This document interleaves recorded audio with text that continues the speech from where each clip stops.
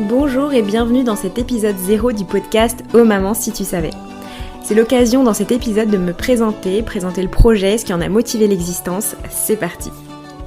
Je m'appelle Vanessa, je suis mariée depuis bientôt 5 ans et maman de 3 enfants, donc de 3 ans et demi, bientôt 4 ans, 2 ans et demi, bientôt 3 ans et 8 mois au moment où j'enregistre ce podcast. Comme vous pouvez le constater, mon expérience de la maternité remonte à bientôt 4 ans, un peu plus si on compte évidemment les mois de grossesse qui ont précédé l'arrivée de mon aîné. Donc l'idée de ce podcast n'est pas de vous partager toute ma science au sujet de la maternité, mais au contraire de partager avec vous les précieux conseils que j'ai reçus et que je continue de recevoir de mamans plus expérimentées, pleines de sagesse, remplies de l'amour du Christ et qui cherchent ou ont cherché en leur temps à vivre une maternité sanctifiée, qui ont tenté de marcher en suivant les instructions de la parole et l'exemple de notre Seigneur. Si vous êtes maman, vous savez que notre vie de maman est faite de beaucoup de joie, de rire, de dépassement, d'émerveillement, mais qu'elle comporte aussi de nombreux défis, des peines, des difficultés et parfois des larmes.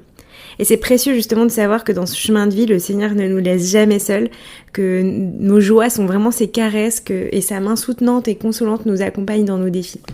D'ailleurs, lorsque j'ai su que j'étais enceinte de mon premier garçon, j'ai eu énormément de joie, beaucoup d'insouciance au départ et quelques interrogations parfois qui nous ont poussé, mon mari et moi, à nous renseigner ici et là par des lectures qu'on nous recommandait ou en demandant quelques conseils à certaines mamans de notre entourage. Mais la réalité, c'est que je n'arrivais pas véritablement à imaginer ce que représenterait l'arrivée de ce bébé dans notre foyer, tout un être en puissance. Et en ayant ce bébé dans mes bras pour la première fois, j'ai soudainement senti le poids de la responsabilité qui pesait sur mes épaules et je me suis sentie toute petite, vraiment face à cette tâche qui m'incombait de prendre soin de ce petit être entièrement dépendant. Et je sais pas vous, mais en voyant cela, moi je songeais au fait que Dieu était immensément incroyable d'avoir confié cet être si petit, le soin de ce petit bébé à la personne limitée que j'étais et que je suis encore aujourd'hui. Et je voyais aussi combien il avait plu à Dieu de rendre les premiers pas de l'homme sur terre si dépendants du soin d'autrui. Je songeais au fait que moi-même, si j'étais là aujourd'hui, si je pouvais prendre soin de ce petit bébé, c'est qu'on avait dû prendre soin de moi, qu'on avait dû me changer les couches, me donner à manger, me porter, me bercer. Quelqu'un avait dû se dépouiller de lui-même, de son propre confort pour moi. J'étais vraiment touchée, émue, reconnaissante envers ma maman, mon papa. Et avec la bonne dose d'hormones post-accouchement, je peux vous dire que je pleurais comme une madeleine les jours qui ont suivi l'accouchement. Et là, je voyais justement cela se reproduire sous mes yeux, ce petit être dans mes bras, dépendant de mes soins. C'est tellement beau et c'était un cadeau si grand. Et je trouvais ça merveilleux de voir comment Dieu nous rendait dépendants les uns des autres et nous donnait de vivre ce commandement d'amour dès les prémices de notre humanité.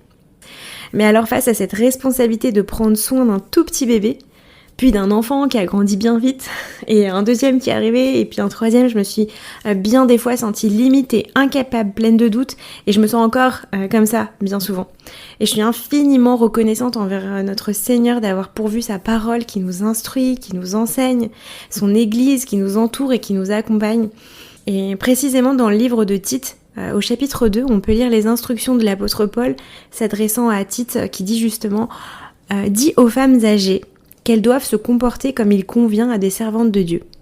Elles ne doivent pas être médisantes, ni esclaves de la boisson, mais enseigner ce qui est bien.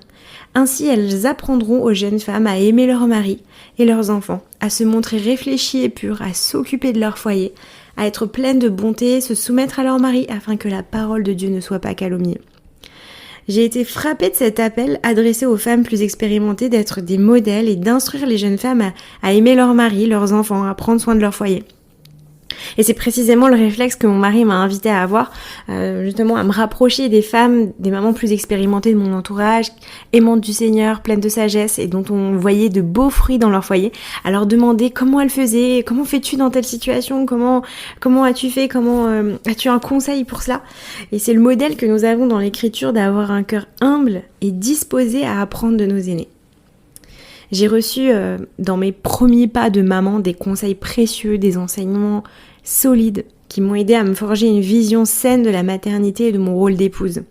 Encore aujourd'hui, je prends vraiment plaisir à discuter avec des sœurs dans la foi plus expérimentées, à lire des ouvrages sur la parentalité inspirés de l'écriture qui m'aident et m'assistent, m'encouragent quand les défis sont grands, à persévérer dans ce chemin de la maternité, un chemin de sanctification de moi-même, mais aussi un chemin où j'accompagne mes enfants pour faire d'eux des disciples.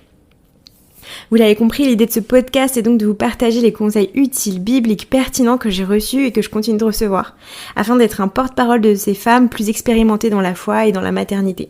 Sur certains épisodes, je serai seule au micro et j'aurai parfois la joie d'avoir une invitée qui pourra nous partager ses précieux conseils pour nous aider à embrasser avec joie l'appel divin de la maternité.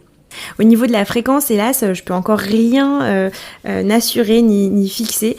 Ça va vraiment dépendre de l'agenda en prenant en compte les 3 petits choux qui sont avec moi tous les jours. Mais j'espère que ce sera le plus régulièrement possible et en fonction également de la disponibilité des invités que je souhaite pouvoir recevoir ici. Voilà, en espérant que ce projet vous réjouisse autant que moi, je vous dis à très bientôt pour le premier épisode de Oh Maman si tu savais.